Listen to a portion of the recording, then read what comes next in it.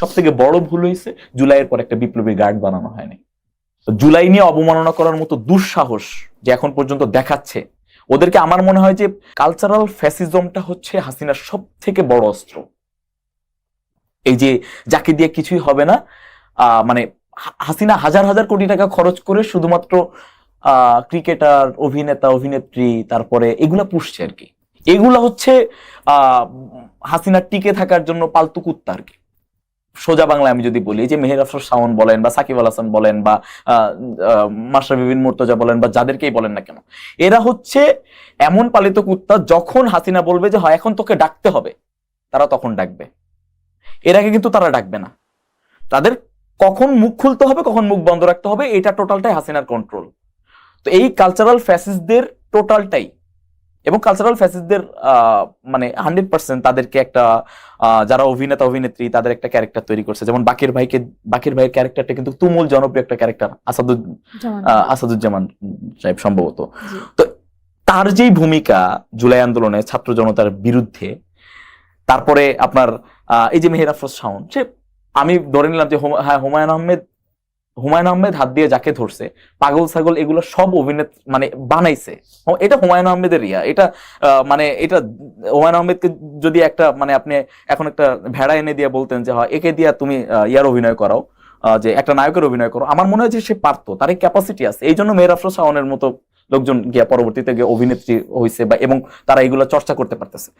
তো মিডিয়ার একটা নিয়ন্ত্রণ ক্ষমতাসীন দলের আছে, এবং কালচারাল ফ্যাসিস্টদের জন্যই আমার মনে হয় যে আমাদের রিভলিউশনটাকে এই পর্যায়ে নিয়ে আসার জন্য, যে দেখুন তাদেরকে এখন আপনি টাচই করতে পারবেন না। এখন টাচ করবেন, ওরে বাবা, একজন অভিনেত্রীকে কেউ কিন্তু বলবে না যে সে জুলাই নিয়ে অবমাননা করছে।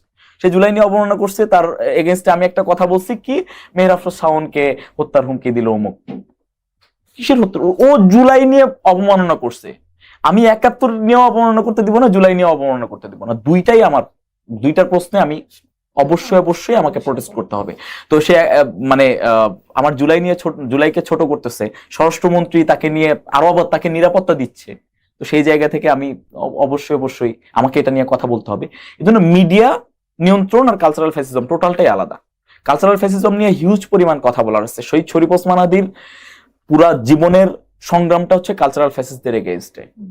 সো ওই কালচারাল ফ্যাসিস্ট বা এই যে ইনফ্লুয়েন্সার টাইপের যেগুলো আছে, এগুলা যদি মানে এই যে পালতু এদের যদি বিচার করা হয়, তাহলে আমার মনে হয় যে 100% মানে ফ্যাসিস্টদের যে 100%-এর ভিতরে এরা 75% কন্ট্রোল করে আর কি। এই কন্ট্রোলিং জায়গাটা আমার মনে হয় যে শেষ করা সম্ভব।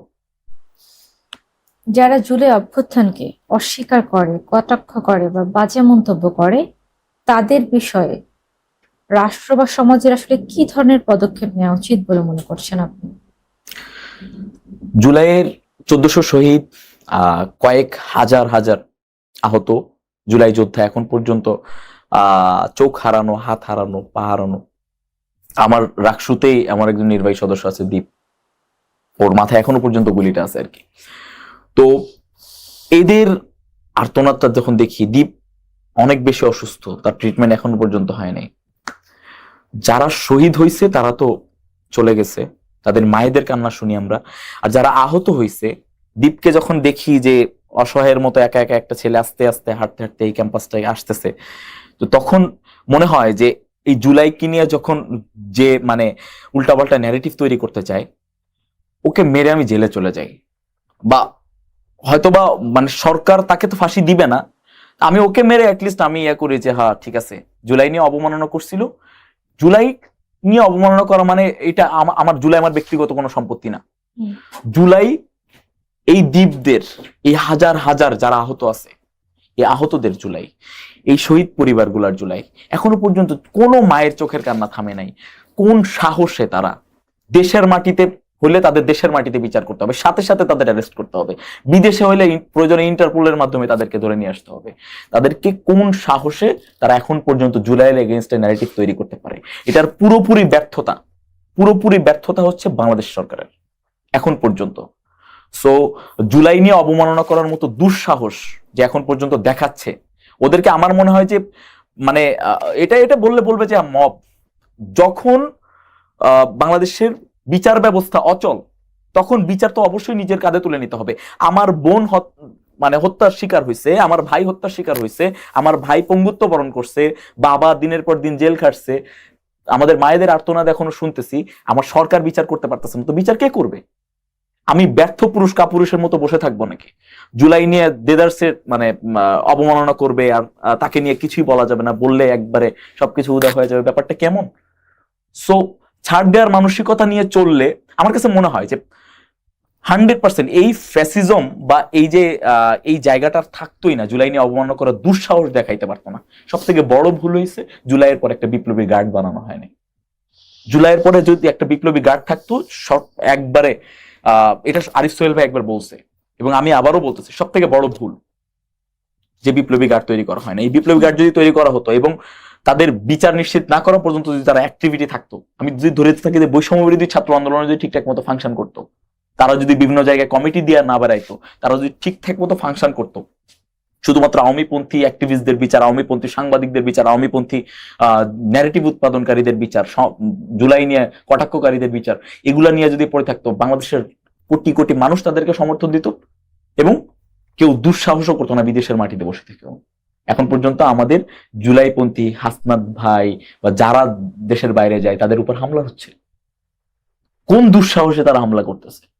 ওখানে লাখ লাখ আমাদের জুলাইয়ের মানে জুলাইকে সমর্থন করে আমাদের প্রবাসী ভাইয়েরা আছে, বোনেরা আছে, সেটা থুয়ে এখন পর্যন্ত এটা হচ্ছে কেন? আমাদের কোনো ঐক্যবদ্ধ কোনো এখন পর্যন্ত কোনো বিপ্লবী গার্ড নাই, কোনো প্ল্যাটফর্ম নাই যার কথা এক কথা শুনবে সবাই। বৈষম্য বিরোধী ছাত্র আন্দোলনের এক বার্তা পুরো দেশের মানুষ শুনছে। এখন এক বার্তা কে শুনে? এনসিপির বার্তা কি জামাত শুনে? জামাতের বার্তা বিএনপি শুনে? কেউ শুনে না। আওয়ামী প্রশ্নে সবাই এক থাকবে এমন একটা মানুষ দরকার, এমন একটা প্ল্যাটফর্ম দরকার। এমন মানুষও নাই, এমন প্ল্যাটফর্মও নাই। সো আওয়ামী লীগ খুব সহজে তারা মানে এটাকে ইউজ করতেছে আর কি, আর কিছু না।